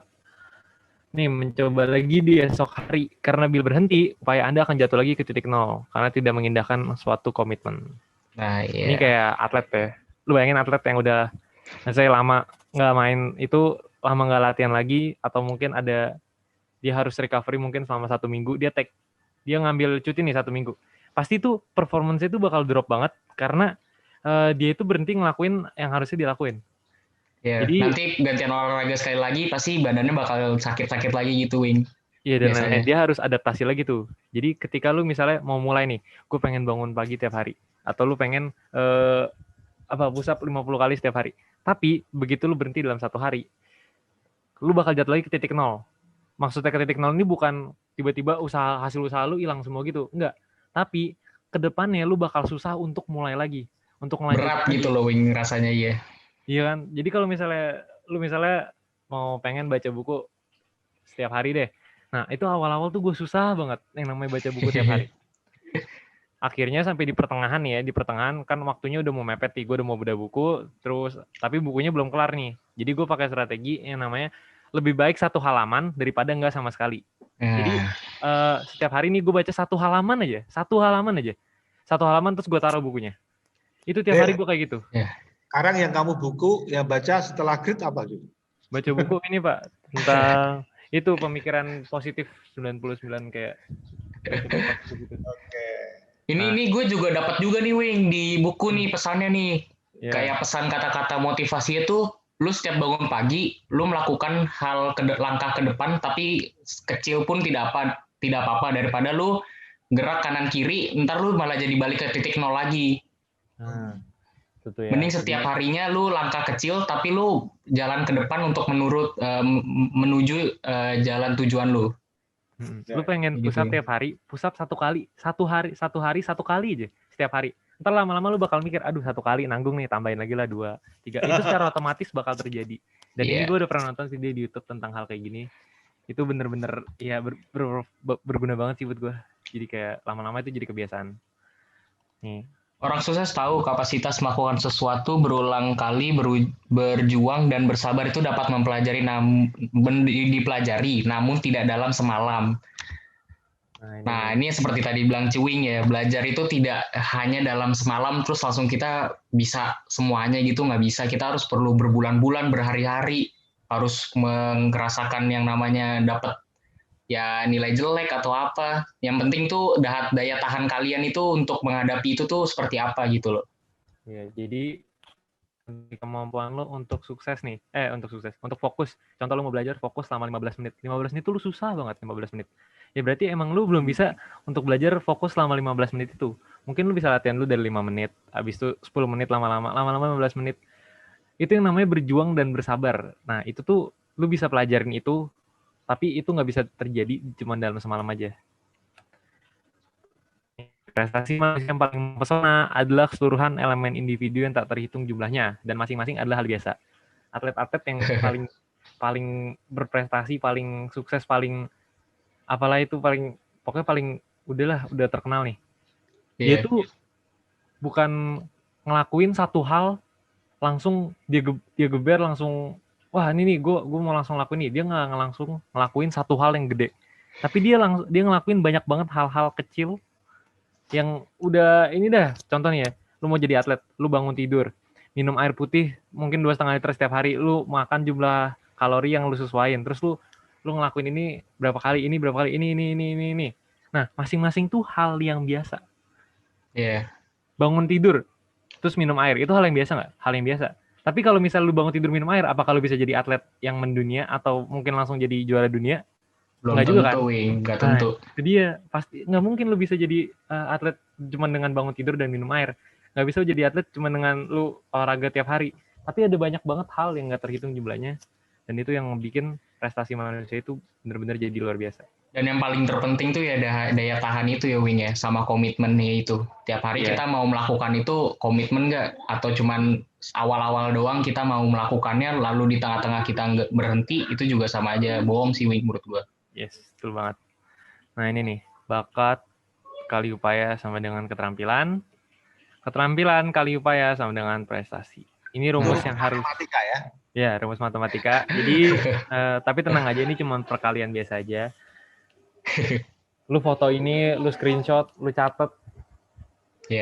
Udah pasti deh, ini bakal jadi rumus lu ke depannya kalau mau ngelakuin sesuatu, mau belajar sesuatu, lu mau mencapai sesuatu, rumusnya ini. Dan ini nggak ada jalan potongnya, udah fix, lu harus cari keterampilan dulu, baru dari keterampilan lu bisa jadi prestasi. Semuanya ini rumusnya berarti ya? Yes, ini rumusnya. Sama upaya yang paling penting, Wing. Upayanya kerja keras kita gimana? Nanti di sini bakat kali upaya, keterampilan kali upaya, prestasi. Jadi semua juga membutuhkan upaya. Yes. Dan kerja keras. Kita bakal ajarin gimana cara lu bisa berupaya secara terus-terusan dalam jangka waktu yang panjang. Nih, ini quotes-nya Will Smith tentang treadmill. Nggak bakal dibaca semua, kita baca yang bagian yang gue warnain aja nih. Ini bagian yang paling penting ya. But if we get on a treadmill together, there's two things. You're getting off first or I'm going to die. It's really that simple. Artinya apa? Kalau misalnya dia diadu nih sama orang lain nih. Dia diadu sama orang lain, naik treadmill bareng-bareng nih. Terus, kalau dia udah naik bareng-bareng nih, pilihannya cuma dua. Antara orang lainnya itu turun duluan, atau dia sampai berjuang sampai mati. Yes, jadi namanya sebenarnya perjuangan itu simple, cuman untuk kita ngelakuinnya itu susah. Sebenarnya konsepnya simple, ini konsepnya. Coba Bon, lu baca yang kedua nih, yang bagian merah. It's strictly based on missing crucial opportunities. I say all the time, if you stay ready, you ain't gotta get ready. Nah, artinya apa? If all the time you stay ready, you ain't gotta get ready. Gue nyiapin presentasi hari ini tuh gue belum bener-bener siap. Gue nggak siap sama sekali untuk ngelakuin bedah buku ini. Gue juga yakin lu juga nggak siap kan, Bon? Yang namanya. Ya kita tahu apa masalahnya. Jadi kayak gue ngelakuin itu nggak siap sama sekali. Dan apalagi yang pertama tuh ya, itu gue bener-bener nggak ada persiapan dan gue cuma mau nge-share itu tuh. Jadi hasilnya tuh nggak bakal sebagus itu. Jadi kadang untuk ngambil suatu kesempatan nih, lu nggak harus siap. Lu nggak boleh, lu nggak bakal pernah siap untuk hal itu. Sama kayak gue mau nambahin pesan, kayak misalnya kita mau mencoba sesuatu, kita harus coba dulu. Kalau nggak kita nggak pernah tahu apa isi dari percobaan itu gitu loh. Iya. Kayak lu mau lari nih, lu mau lari tiap 2 hari, tiap hari deh. Terus besokannya hujan, lu pikir besok aja deh. Terus gue belum siap nih hari ini. Terus besokannya cerah, tapi badan lu capek. Aduh, gue belum siap nih, besok aja deh. Besok lagi. Procrastinate. Akhirnya susah untuk memulai kan, Wing? Yes. Memulai itu yang bakal sebenarnya mulai itu gampang, tapi begitu lu untuk nyelesainnya, untuk nerusinnya itu susah. Iya, iya. Oke nih, cita-cita. Cita-cita. Sampai akhirnya pada Nah, bagian cita-cita. coba dong salah Ini satu cita-cita. coba chat siapa cita-cita kalian mau jadi apa nih? Iya, Mungkin kalau bisa. enggak buka mic deh, satu orang buka mic, gue pengen tanya langsung. Iya. Coba lu ceritain cita-cita lu mau jadi apa? Kita mau tanya langsung nih. Buka mau mic tanya langsung siapapun. Anyone. Ayolah, anak PL berani ngambil inisiatif. Psikologi itu, Wing. Ada yang jawab psikologi. Oke, boleh nggak buka mic lu sebentar? Coba pengen nanya nih. Ya. Nah, lu cita-cita lu mau jadi apa? Psikologi. Psikolog. Kenapa lu mau jadi psikolog? Oh, sebentar, Wing. Mungkin bisa ditutup dulu kali screen-nya biar kita ngobrol. Oke, iya benar. Thank you. Nah. Oke, apa? Gimana? Kenapa lu mau jadi psikolog? Karena kalau misalkan saya bisa jadi psikolog itu kan saya punya kerjaan gitu, misalkan psikologi praktek gitu ya, dia punya klinik sendiri, jadi bisa kerja sampai mati gitu. Jadi kalau punya anak cucu nggak ngerepotin gitu. Oke, jadi tujuan lu untuk nyari duit ya? Iya. Untuk hidup tuh. Nah, lu Antar, tahu belum? kelas berapa ya? Oh iya, Francis kelas dulu. Kelas 10D, Pak. Oh, 10D. Oke, terima kasih. Nah, sekarang gue mau nanya, setelah lu mau kuliah di mana? Di UGM. Jurusan apa? Psikologi. Kalau nggak keterima di UGM gimana? Nyari universitas lain yang ada jurusan. Lu udah tahu universitas lain itu apa? Yang lu mau gantiin buat UGM? Belum sih, Kak. Nah, terus setelah lu, let's say lu lulus. Setelah lulus lu mau ngapain? Lanjut S2, Kak. S2. Terus setelah lulus S2, lu mau ngapain lagi? Ngambil praktek. Praktek di mana? Buka praktek. Lu mau buka klinik sendiri. Oke. Terus lu tahu nggak apa yang lu perluin untuk buka klinik dan berapa duit yang lu perluin, berapa usaha yang lu perluin, berapa waktu nih, berapa puluh tahun yang lu harus perluin sampai lu menjadi psikolog yang ngasilin banyak duit itu? Belum tahu, Pak. Kak. Nih, ini yang kayak gini-gini. Kadang orang tuh suka kayak gini. Kenapa? Jadi dia seneng ngebayangin sesuatu. Nanti ada di presentasi nih. Ya itu ada nanti, Wing. Oke. Itu kembang apinya sabar ya. Yes, kembang api. Ya. Oke, jadi sekarang ini lu belum tahu nih apa aja yang harus lu keluarin, apa aja tantangannya, berapa termasuk dari sisi finansial, terus sisi usaha dan lain-lain. Apa aja yang harus lu pelajarin tuh lu belum tahu ya? Iya. Oke, jadi sebenarnya di presentasi ini itu bener-bener satu hal yang penting banget dan menurut gue semua orang tuh kayak gini. Gue sendiri bahkan juga kayak gini. Ini udah kelihatan belum? Udah, Wing. Ya. Sebelum kita lanjut ke situ ya, jadi cita-cita berdasarkan buku ini tuh sebenarnya ada 3. Bukan cita-cita tuh bukan cuma 1, itu ada 3. Ada level puncak, menengah, rendah. Contohnya apa? Cita-cita level puncak nih, lu lu mau lulus atau lu mau kuliah di universitas ternama, contoh UI ya, lu mau masuk UI, mau masuk ITB. Nah, cita-cita level menengahnya nih, lu mau belajar setiap hari. Nah, lu mau belajar setiap hari nih. Biar lu bisa belajar setiap hari, itu gimana caranya? Mungkin lu harus bangun pagi. Oke, lu harus bangun pagi biar lu bisa belajar pagi-pagi tuh. Nah, cita-cita level rendah itu, contohnya adalah bangun pagi. Bangun pagi itu untuk apa? Biar lu bisa belajar. Kenapa lu mau belajar? Biar lu bisa masuk ke UGM, biar lu bisa masuk ke ITB. Jadi cita-cita ini saling berkesinambungan satu sama lain. Jadi cita-cita level rendah itu mengarah ke menengah itu mengarah ke level puncak. Iya. Sikat, Boy. Cita-cita level puncak ini berperan sebagai kompas yang memberi arah dan makna pada semua cita-cita di bawahnya. Jadi cita-cita level puncak ini berfungsi sebagai alasan atau tujuan dari cita-cita di bawahnya. Jadi cita-cita level puncak ini sebagai arah tujuan lu ntar di masa depan. Sedangkan cita-cita menengah dan paling bawah itu dia sebagai kayak apa ya? Kayak penolong lah buat agar lu mencapai cita-cita level puncak. Dan kembali lagi ke komitmen lu. Itu sih. Cita-cita level puncak nih bersifat sebagai kompas. Jadi ini tuh lu kayak pakai kompas aja. Kalau lu pegang kompas kan arahnya selalu sama tuh jarum jamnya. Lu mau puter-puter kayak apa juga pasti ke satu arah kan. Nah, begitu sekali lu ketemu arahnya nih, itu lu bakal terus-terusan nih nunjuk ke arah yang sama. Sama aja kayak kompas. Jadi cita-cita itu sama kayak kompas. Nah, cita level rendah sama menengahnya ini, itu tuh kayak komponen-komponen dari kompas ya. Jarumnya, terus ada mungkin airnya, ada airnya nggak sih? Ada yang pakai air kan? Kayak itu Ya, terus kemudian- sebagai alat pendukung lu untuk mencapai cita-cita level puncak lu gitu. Ya, jadi apa yang lo lakuin di cita-cita level menengah dan rendah ini bakal membawa lu ke cita-cita level puncaknya itu. Contoh nih, lu nggak punya cita-cita level puncak, lu nggak bakal ngelakuin namanya cita-cita level rendah itu atau cita-cita level menengah. Contoh lu mau belajar tiap hari, tapi lu nggak tahu buat apa. Jadi lu tuh cuman belajar tapi aduh gue ngapain nih belajar. Tapi kalau misalnya lu tahu lu mau masuk ke UI atau masuk ITB, lu bilang lu belajar, kenapa lu belajar tiap hari? Karena gue mau masuk ke UI dan ITB, otomatis gue harus belajar dong. Nah itu contohnya. Jadi intinya kita harus menentukan cita-cita dulu, baru kita dapat menjalankan cita-cita level rendah dan cita-cita level menengah. Nah gitu.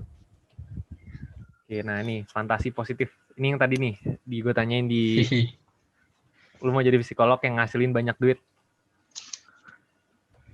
Ini fantasi positif. Ini satu yang benar penting, semua orang harus tahu nih. Apalagi kita yang masih muda sekarang. Penelitian tentang fantasi positif ini menyiratkan bahwa menyenangkan hati dengan menghayalkan masa depan positif tanpa memikirkan cara mencapainya. Terutama tanpa mempertimbangkan tantangan apa saja yang dihadapi.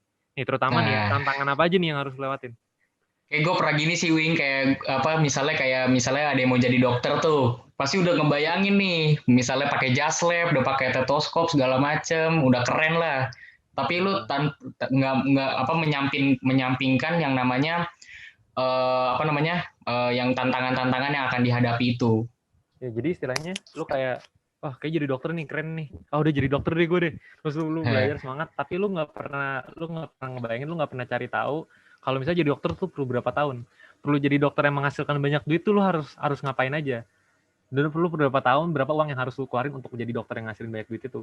Nah, hal ini memberikan imbalan jangka pendek. Lu seneng nih sementara ini lu seneng, tapi bentar lagi nih, nggak lama kemudian lu bakal kecewa karena lu nggak berhasil menuhin itu. Nih, jadi contoh kayak gini ya, dalam jangka pendek Anda merasa cukup hebat dalam aspirasi Anda menjadi contohnya dokter, mungkin bisa programmer, atlet, arsitek, mungkin bisa seperti itu. Ya. Dalam jangka panjang Anda mengalami kecewa karena tidak berhasil meraih cita-cita. Nah ini biasanya kayak gini nih Wing. Kita kan kayak selalu udah membayangkan nih, wah nanti gue udah nolong korban lah segala macam, udah pakai jas lab, udah pakai stetoskop keren. Tapi karena kita menyampingkan masalah-masalah yang kita akan hadapi, akhirnya ketika kita mendapat masalah tersebut, kita tuh kadang-kadang suka putus asa gitu loh, berhenti, kekecewaan, merasa gitu. Iya, karena lu nggak ada persiapan sama sekali. Nih, lu mau jadi atlet. Lu tahu nggak, lu berapa usaha yang lu harus keluarin tiap harinya? Lu bakal bangun tiap pagi, dan lu bakal latihan di hari itu juga, pagi itu. Dan lu nggak bisa hidup seenaknya, mungkin lu nggak bisa makan makanan yang enak-enak atau yang junk food. Lu mungkin harus fasting tuh apa? Puasa. Nah, puasa beberapa hari sebelum ini. Atau lu mungkin cuma boleh makan sayuran doang. Wah, kayak gitu tuh. Lu menyampingkan hal-hal itu, tapi lu udah membayangkan lu di posisi sebagai atlet. Nah, itu yang bikin merasa waktu lu berjalan yang belajar untuk mencapai kecapaian lu merasa kekecewaan. Yes, nah karena akhirnya lu nggak ada persiapan, lu nggak pernah ngebayangin, akhirnya jadi ini. Programmer juga lu nggak bisa sekedar minta jadi programmer. Nah, programmer tuh ada banyak, lu bisa jadi data scientist, lu bisa jadi app developer dan lain-lain. Nah, itu tuh apa aja yang lu perluin? Berapa duit yang harus keluarin untuk sekolahnya? Arsitek, lu apa aja? Lu mau kerja kayak gimana nanti? Lu mau punya proyek kayak apa? Lu mau bikin sendiri atau lu mau kerja sama orang? Dan lain-lain. Nah, nanti kita di sesi kedua atau yang sesi terakhir ini kita akan membahas mengenai bagaimana sih untuk bangkit lagi agar kita tuh terus meraih cita-cita kita. Oke, kita lanjut aja ya, karena ini masih banyak. Nah, ini nih. Kompas. Jadi kurang lebih sekalinya semua bagian ditemuin nih, kompasnya udah jadi nih. Udah tuh lu pokoknya selama berhari-hari, berminggu-minggu, berbulan-bulan, bertahun-tahun, arahnya bakal sama terus. Itu bakal jadi tujuan dari hidup lu. Sekalinya lu udah tahu semuanya nih. Nah, begitu lu udah punya kompas ini nih, udah tuh lu hidup bakal ngejar jalan ke arah situ terus, ke arah yang sama. Nah, mumpung kita masih muda, kita masih punya banyak waktu untuk memutuskan lu mau jadi apa, mau ngapain, apa yang mau lu tempuh. Ini kenapa dinamanya jalan putar. Ntar juga ada aturan teka-teki silang, itu untuk ngebantu lu nentuin juga. Nah, maksudnya apa? Contoh lu kuliah nih satu jurusan. Sebenarnya kalau kuliah juga udah agak terlambat orang bilangnya. Tapi contoh nih lu kuliah satu jurusan, lu menjadi psikolog, terus tengah-tengah lu ganti jadi FKUI dan lain-lain atau dokteran ya. Contoh ya kayak gitu. Jadi itu tuh nggak apa-apa. Dan lu harus tetap terus-terusan pertimbangin nih, lu mau muter balik atau enggak. Lu mau lanjut atau lu mau ambil jalan yang lain. Ini kadang lu juga harus perhitungkan, lu pertimbangin dah. Nih, jadi cara menemukannya nih. Akhirnya tiba ke saat paling penting. Cara menemukan cita-cita jangka panjang. Ya, siap-siap screenshot, siap-siap catat. Lu catat nih pokoknya. Nih ya, caranya itu adalah gampang banget. Kunci cuma satu. Lu harus memahami di mana lu berada saat ini. Di mana diri lu sekarang. Lu mau jadi atlet, bagaimana tubuh lu saat ini? Apakah lu punya tubuh yang memadai untuk menjadi atlet? Apakah lu udah latihan tiap hari biar lu nanti jadi atlet udah kuat, atau lu mungkin udah tahu jalannya kayak apa? Jadi atau mungkin ketabahan lu masih kurang atau perlu dipertingkat. Nah, apapun itu, lu sukanya apa dan apapun itu. Jadi ada 4 hal utama yang harus lu punya. Kalau lu punya 4 hal ini, lu bakal maju terus, nggak bakal ada masalah tuh. Ya. Yang pertama apa? Nah ya. Nah ini yang pertama nih. Yang pertama adalah minat. Memiliki minat berarti Anda menikmati apa yang Anda lakukan. Minat tidak ditemukan lewat introspeksi. Sebaliknya minat dipicu oleh interaksi dengan dunia luar. Nah, maksudnya apa? Lu nggak bisa nih, lu ngeliat diri lu sendiri, aduh kayaknya gue suka apa ya, main bola nih, gue kayak suka main bola deh, kayak main bola seru nih. Tapi itu bukan minat lu, itu mungkin minat sementara lu, tapi lu nggak bakal bener-bener tahu sampai lu nyoba. Gue sendiri sukanya sekarang lagi suka saham, itu pun karena gue nyoba sendiri dan ya kebetulan untung. Nah itu tuh minat-minat lu menyoba-nyoba hal-hal kayak gitu nih, yang bikin lu menjadi ada yang namanya minat terpicu. Jadi kayak lu kayak ketemu, lu kayak cinta pandangan pertama gitu deh. Contoh lu mau jadi sama satu pekerjaan inilah gitu. Misalnya lu dokter gitu. Bentar, Dre. Saya tertarik sedikit ini tadi. Kamu tadi tertarik main saham ya? Iya. Itu gara-gara kemarin ada pelatihan itu ya di sekolah ya? Iya, itu salah satunya. Tapi kemarin belakangan ini, itu bisa dibilang tuh awal-awalnya doang tuh, Pak. Jadi kayak, iya saya tuh tertarik banget waktu itu. Tapi lama-lama tuh mulai pudar nih, Pak. Nah, nanti ada kunci nih, cara lu mempertahankan minat. Jadi sebenarnya waktu itu saya belum berminat lagi, Pak. Tapi belakangan ini saya kepicu lagi nih minatnya. Nah, ini gara-gara di PL juga ada program bagaimana cerdas berinvestasi itu kan. Kemarin ada di PL itu salah satunya sih, Pak, awal-awalnya gitu.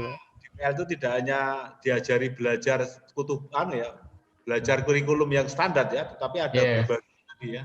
Oke, lanjut. Wah, ini ternyata keren. Gila. Keren. Kamu dapat ilmu baru berarti ya, investasi. Salah satu itu. Nah, kapasitas untuk berlatih. Apa maksudnya? Kedisiplinan harian untuk melakukan segala sesuatu lebih baik daripada kemarin. Apapun yang saya lakukan, saya akan dan ingin semakin mahir setiap harinya. Ini lebih masuk ke komitmen, ketabahan sih, Wing, menurut gue ya kan? Iya, betul banget. Nah, jadi lu disiplin nih. Lu udah nentuin, lu mau baca buku setiap hari. 1 halaman juga nggak apa-apa. Tapi lu harus lakuin itu setiap hari. Lu harus disiplin.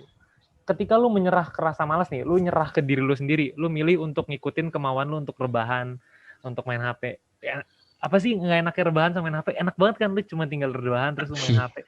Wah, itu enak banget. Gue juga seneng, gue juga suka rebahan. Apalagi bisa main HP, main game.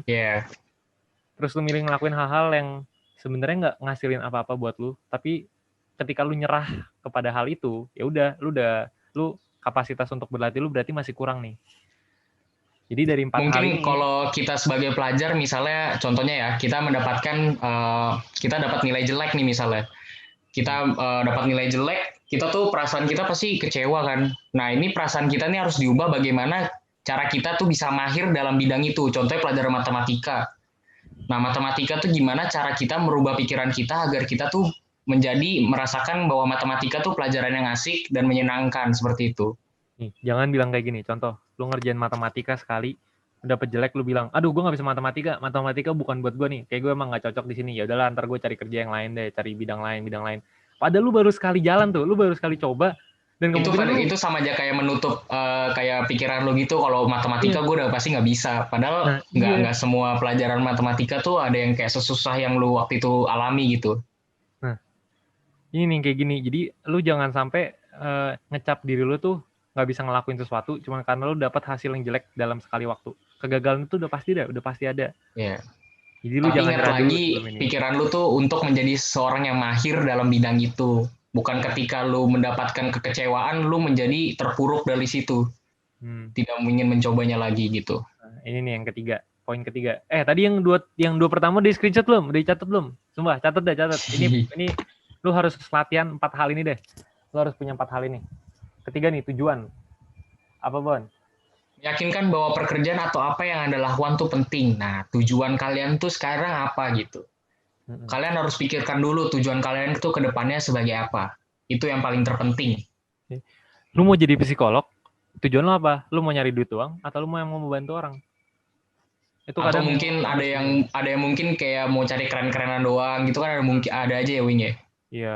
Atau lu mau jadi atlet biar apa? Biar terkenal atau biar banyak duit atau lu mau mengharumkan nama Indonesia sampai ke titik internasional. Apapun itu, pokoknya lu harus punya yang namanya tujuan nih. Keempat nih, harapan. Kegigihan untuk bangkit. Nah, ini yang seperti yang gue bilang tadi. Bagaimana cara kita untuk bangkit lagi ketika mengalami masalah. Masalah itu dibuat untuk kita tuh menjadi belajar lagi mengenai apa yang kita telah dapat salah kemarin. Jadi bisa merubah kita lebih baik lagi ke depannya. Yeah. Jadi pasti lu dalam proses belajar ada yang namanya kegagalan. Kegagalan tuh bakal jadi guru terbaik lu. Dan ya lu harus gagal itu, emang harus gagal. Karena kalau istilahnya tuh, lu pernah dengar istilahnya nggak? Orang harus ditipu dulu biar pinter. Iya bener, itu bener banget. Gue ngerasain sendiri. Waktu ya masih zaman MLM, masih zaman Facebook trading. Ya itu deh, oke. Itu gue pernah. Seperti yang tadi gue bilang gitu, Wing. Kenyataannya setiap orang sukses itu rata-rata hidupnya tuh mengalami kegagalan. Sehingga dia pas dapat kegagalan, akhirnya dia mengetahui bagaimana cara mengatasinya gitu. Yes, betul banget. Oke, sampai di sini nih. Oke. Udah ya. Ini 4 hal ini dulu nih. Lu catet, lu dalemin dulu nih. Nah, abis ini cara untuk ngelakuinnya tuh gimana? Langsung aja deh. Nih, tahap pertama nih. Penemuan berarti lu mau menemukan sesuatu yang memicu minat dan hasrat Anda. Mudahnya menemukan apa yang Anda sukai. Nah, lu mungkin diajak main bola sama temen lu, terus lu ternyata wah gila seru banget main bola, gue jadi atlet kali ya. Nah, itu awal-awalnya dari situ tuh. Pemikiran-pemikiran yang apa ya, yang memicu sesuatu yang kita tuh suka gitu melakuinnya. Yes. Yep. Nah, gimana caranya? Lu pakai aturan teka-teki silang. Lu pernah main TTS kan? Apalagi yang bapak-bapak ibu-ibu. TTS. Iya. Ini nggak sih? Apa nggak semua orang? Biasa kan di koran banyak tuh. Nah. 1. Mulailah dengan jawaban yang paling Anda yakini dari kembangkan diri dari sana. Contohnya kayak biasanya kan kalau kita main TTS kan kita pasti cari dulu nih soal yang paling bisa gue jawab yang mana. Nah, sama kalau dalam kehidupan juga begitu. Kembangkan diri dari sana. Iya, lu pilih dulu apa yang lu yakin. Apa lu yakin dan udah lu mulai dari situ. Lu kembangin dari situ. 2, jangan takut nebak. Oke, lu nggak bisa pasti, lu nggak langsung bakal dapat jawaban yang pasti. Kadang lu harus nebak-nebak dulu nih. Ini kira-kira. Iya, biasanya kan kalau main TTS kan gitu, Wing. Kita kayak sesuai dulu nih angka kita tuh sama nggak sama kotaknya, kelebihan atau kekurangan. Nah, lu nggak usah takut, tebak aja udah langsung. Ketiga nih, jangan takut menghapus jawaban yang tidak berhasil. Jawabannya nggak muat, kata-katanya kelebihan. Lu hapus lagi, udah sekalinya nih. Jadi sekarang minat lu apa? Minat lu ada di mana? Contoh, lu suka main psikolog, lu mau jadi psikolog. Oke, lu suka di bidang gimana cara manusia berpikir. 2, lu harus nebak-nebak nih, kira-kira dari psikolog nih, lu mau jadi apa nih? Lu mungkin mau jadi dokter, mau jadi ahli psikolog, atau lu mau mungkin jadi saintis. Kerjanya ngapain? Kerja lu meneliti, atau lu ngasih penelitian tentang manusia, itu cara berpikirnya gimana, atau mungkin cara kerja otaknya gimana. Itu juga pekerjaan psikolog, atau menjadi peneliti. Nah, begitu lu udah nentuin itu, misalnya lu mau jadi psikolog nih, tengah-tengah lu kayak, aduh gimana ya, ternyata gue lebih suka jadi ini nih, jadi atlet, atau lu mau jadi yang lain deh pokoknya. Berubah pikiran lah, Wing, misalnya di tengah jalan berubah pikiran. Iya, berubah pikiran. Lu jangan takut kayak, aduh gue lanjutinnya kali ya, udah telanjur mulai nih, gue harus nyelesain lah seenggaknya. Nggak usah, nggak apa-apa, lu mau ganti arah pada saat itu juga lebih baik daripada lu terjebak sama sesuatu yang sifatnya dipaksakan ke lu sendiri gitu. Karena itu Pokoknya yang intinya hasilnya nggak bakal yang lu bagus. minati dan yang lu senang itu apa gitu aja udah. Nih. Dari foto belum nih? Catet asli. Sumpah, catet. Apalagi lo yang masih kelas 10, lu masih punya banyak waktu 2 tahun lagi Kelas di 10 SMA. atau mungkin teman-teman yang catet SMP sekarang. nonton di YouTube ya kan, mungkin bisa dicatat nih untuk kalian-kalian yang mungkin mencoba menyusun arah hidup kalian seperti apa. Nanti kita share aja PowerPoint-nya ya. Oh ya, boleh ya. Oke. Ya. Nih, tahap kedua, pengembangan. Artinya apa? Minat itu harus lu picu berulang kali. Dan hal dalam hal baru adalah hal yang menarik perhatian. Nah. Jadi, minat lu nih.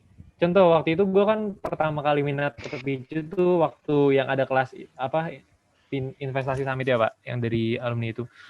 Nah, itu dari situ gue pertama kali tuh, wah ternyata saham tuh bisa ngasilin duit kayak gini. Ternyata kalau gue investasi dalam jangka waktu yang panjang, gue nggak harus kerja terus-terusan, mungkin nanti gue bisa pensiun dan mungkin gue bisa kaya kalau misalnya gue main investasi. Lu udah bisa menghasilkan uang ya Wing ya? Ya kalau misalnya ngasilin dari saham sendiri belum, tapi belum banyak. Tapi kalau misalnya keren. Gimana ya? Jadi kayak minat tuh ini gue susah jelasinnya, tapi setelah gue dapet yang pertama kali pengen main investasi tuh, di tengah-tengah tuh gue kayak dapet masuk ke learning curve. Ya learning curve tuh lu pertama belajar tuh masih gampang, lama-lama makin susah. Nanti baru tuh kelihatan hasilnya di akhir. Jadi kayak naik, kayak turun terus baru naik terakhir. Nah, gue lama sekitar 1 minggu 2 minggu setelah dengerin yang kelas investasi saham itu, gue langsung kayak udahlah ini mah kayaknya nanti aja tunggu gede atau tunggu kerja. Nah, belakangan ini gue baru buka-buka TikTok terus gue ngeliat ada tentang saham nih yang lewat dan itu tuh memicu minat gue. Nah, itu di situ menurut gue. Jadi kalau misalnya pengen berkomitmen sama satu hal, lu harus nemuin hal-hal yang menarik dalam hal itu. Iya. Ya lu nggak bisa cuman sekali, aduh gue pengen main bola nih, terus lu akhirnya nggak pernah main bola lagi, tapi lu masih pengen jadi main bola. Atau intinya lu harus dipicu lagi deh berkali-kali, harus nemuin yang menarik lagi dari hal itu. Iya. Banyak kok dari apapun hal itu di dunia pasti itu banyak komponen-komponennya dan lu harus nyari-nyari itu. Hal lama dalam hal baru adalah hal yang menarik perhatian. Ketika lu belajar hal baru terus ada hal lama yang ada di dalamnya tuh, itu yang jauh lebih menarik perhatian. Nah, dah nih sampai sini dulu deh. Aduh, sampai sini kita ke sesi pertanyaan dulu kali ya. Ini baru sampai halaman, wah ini bagian kedua ya. Kita masih punya bagian ketiga nih. Bagian ketiga nanti kita sambung di sesi yang kedua saja ya. Sesi kedua. Bagus banget dah. Kalau udah nggak sabar lu beli bukunya. Jadi gini, Daniel Bondang sama Adril, kita sampaikan ini. Ini baru bagian 1 dan 2. Kalau di buku kita baru separuh halaman 167 4 ya. Ini masih separuh lagi. Kalau saya habiskan waktunya, ya ini tinggal tunggu penasaran. Nanti di sesi kedua, saya minta ini buku ini siap dipinjam nih untuk adik-adik kelas 10 ya. Daniel kalian yang berminat baca nih. Nanti adik-adik kelas 10 kita pinjemin bukunya, terus nanti kita diskusi bareng, persiapan dulu, lalu kita buat sesi yang kedua. Coba Wing, bocoran dikit kali Wing, sesi kedua bahas apa kita Wing? Sedikit aja ya, jangan banyak-banyak ya Wing. Sedikit aja Wing. 3 menit lagi. Tadi kan nih lu cara untuk nemuin minat lu nih. Di sini lu bahas tentang ketabahan tuh baru lu cara untuk menemukan minat lu dulu nih. Nah, nanti di bagian akhir tuh lu nemuin gimana caranya menumbuhkan yang namanya ketabahan. Ketabahan itu gimana lu bisa nerusin minat lu ini nih. Jadi awal-awal nih sebenarnya lu baru penemuan doang nih, lu menemukan apa yang lu suka. Nanti di bagian kedua lu belajar gimana lu cara nerusin itu sampai lu gede, sampai lu kapanpun itu lu bakal terusin itu terus-terusan. Sama bagaimana kita nanti belajar mengenai komitmen dalam belajar itu yang tadi gue bilang. Ya, supaya nggak KKN doang ya. Oke, teman-teman mungkin share layarnya kita matikan dulu. Oke. Nah, terima kasih Adril dan Daniel. Teman-teman, apa yang disajikan oleh Adril sama Daniel, kalau saya baca buku ini banyak memberikan contoh orang sukses dan caranya ya. Caranya dia Adril sama Bondang sebutin. Tetapi contohnya, nah ini menarik. Hilang. Contoh, Adil jadikan contoh. Nah, ini menariknya. Kalau ngambil dari buku ini, contohnya orang luar sana ya, mungkin kamu kenal, tapi lebih up to date gaya khas PL dalam bedah buku, bagaimana refleksi menjadi sebuah caranya. Tadi Adil tadi menyampaikan bagaimana melihat passion dari seorang kakak ya. Nah, ini belajar brotherhood ternyata dari apa yang dilakukan dalam sehari-hari masuk juga. Kakak kelas yang tahun 90-an lulus dari PL balik lagi, kalau dia nggak punya passion, nah, masuk juga ceritanya kan, jadi contoh. Akhirnya tumbuhlah, oh ini loh brotherhood PL. Kakak kelasku yang sudah lulus lama punya profesi aja, punya passionnya kayak gini untuk adik-adiknya. Tadi satu hal lagi, contoh saya juga kaget. Pelajaran investasi yang diberikan Paung di Luhur dengan di luar kurikulumnya kan ada cerdas berinvestasi, ternyata kamu melakukan juga. Saya nggak tahu nih, anak-anak PL pasti yakin. Yang kemarin dapat ilmu investasi, cerdas mengelola keuangan, pasti selain Adil ada lagi nih. Hanya kalau kita belum expose saja ya.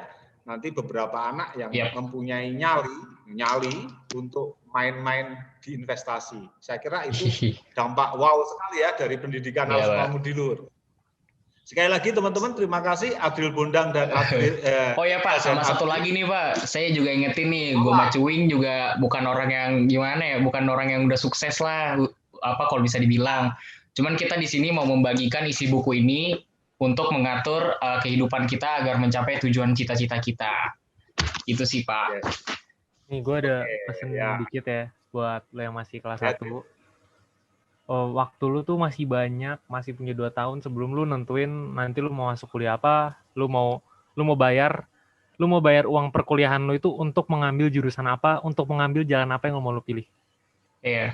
Nih, satu hal yang gue dapet paling berharga nih ya, paling berharga udah, ini pokoknya lu nggak bisa dapetin di sekolah lain, gue berani jamin nih, lu dapet pengalaman hidup, lu dapet kemampuan yang lu butuhin untuk lu survive ketika lu harus cari duit sendiri. Oke, ini gue pelajarin semua dari Kak Canuka, dari Kak Ardi, dari Kak almarhum Kak Arisomba, dari Kak Kris tadi. Semua alumni PL tuh yang pernah kontak sama gue. Mereka ngajarin kita secara gratis, sukarela. Itu hal yang gue pelajarin. Sekitar 1 bulan yang lalu nih ya, gue magang di marketing agency.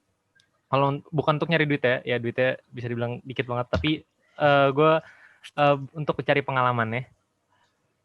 Gue bisa yakin lu semua yang kelas 1 di sini bakal jadi orang sukses nanti. Kenapa? Karena begitu ketika orang lain masih nyoba adaptasi atau baru pertama kali masuk ke dunia kerja nih, baru mereka pertama kali tahu, oh ternyata gue nyari duit tuh harus kayak gini dan lain-lain. Lu udah pernah belajar itu semua di PL, lu udah pernah dapat itu semua di PL. Itu berani gue jamin. Ada yang di SMP yang nonton di YouTube ya kan, mungkin tertarik untuk daftar di PL. Wah, ini kesempatan yang bagus nih untuk kalian berlatih bagaimana caranya nanti di dunia kerja. Jadi gue di paramedik bukan cuma belajar itu doang, gue belajar tentang gimana cara gue hidup, cara gue bisa hidup, cara gue bisa jadi orang. Tuh, masuk paramedik asli. Itu ekskul paling udah keren parah. Jangan promosi dulu. Iya, sorry, Pak. Gokil. Oke. Teman-teman, karena waktu nih kita akan akhiri bedah buku yang pertama ya. Nanti sesi yang kedua kita buat lagi pastinya begitu ya. Sekali lagi tinggal tunggu tanggal mainnya. Kita kurang lebih siapkan di bulan Desember ya. Baru separuh ya. Pak. Baru separuh. Masih ada separuh lagi. Nanti kita ajak tim dari kelas 10 ya untuk duduk bareng diskusi. Sekali lagi, inilah bedah buku ala PL, sebuah kemauan yang kuat bisa diwujudkan kalau ada sebuah tekad yang kuat juga ya. Jadi saya tadi setuju banget nih. Wah ini harus dicoba. Nggak ada orang yang nggak siap karena mencoba akhirnya jadi punya pengalaman untuk jadi siap. Selamat. Terima kasih, saya katakan selamat karena Daniel Bondang dan Adil sudah berani keluar dari zona nyamannya untuk melakukan berbagi tadi. Oke, itu aja teman-teman semua, Bruder, Bapak Ibu, serta anak-anakku yang kelas 10, 11, 12 dan calon siswa yang di SMP PL, di SMP Tarakanita, di SMP negeri, entah negeri mana saja, di Strada, di mana aja. Kami tunggu di Paung di Luhur ya untuk belajar hidup di Paung di Luhur dengan gayanya yang saya kira inilah laboratorium kehidupan. Terima kasih semuanya. Terima kasih Bapak Ibu Guru. Ibu Lena. Terima kasih. Silakan Ibu Lena. Wah, tepuk tangan dulu dong Pak untuk Adriel dan Adriel dan Daniel Bondang. Wah, saya nggak nyangka, jujur aja saya nggak nyangka ternyata Adriel Ikhwan, Daniel Bondang gitu ya. Ternyata mereka juga mau apa ya berbagi ilmunya dari buku grid yang dia baca. Kalau tadi mendengarkan cerita langsung Daniel Bondang 1 hari sebelumnya sudah apa namanya persiapan untuk membaca. Wow, menurut saya aja yang guru bahasa Indonesia, saya melihat Daniel Bondang seperti itu saya jadi agak malu nih gitu kan Pak. Bisa langsung membawakan apa yang mau di-share ke adik-adik dan teman-temannya. Wah, keren banget. Kami masih menunggu untuk sesi kedua untuk kelas 10 juga nantinya bergabung ya Pak Gigi ya di acara bedah Betul. buku ini. Kita undang kelas Salah 10 nanti satu bareng-bareng. inovasi literasi SMA Pangudulur Jakarta saat ini. Oke, siap. Terima kasih. Dan jangan lupa untuk pendaftaran SMA Pangudulur Jakarta sudah dimulai dengan cara online.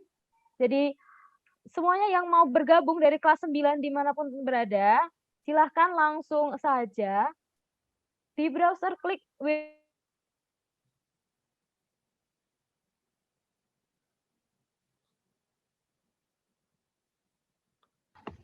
Ya, di linknya nanti di-share oleh Bu Lena, ya. Ada linknya di sana.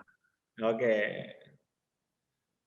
Lanjut ya, Bu mohon Lena. maaf Pak Gigi ya. Jadi SMA Pangudulur Jakarta ternyata sudah membuka pendaftaran ya Pak ya. Besok tanggal 28 November sudah dimulai untuk tes yang pertama di gelombang 1, tetapi masih membuka pendaftaran untuk gelombang 2 gitu kan.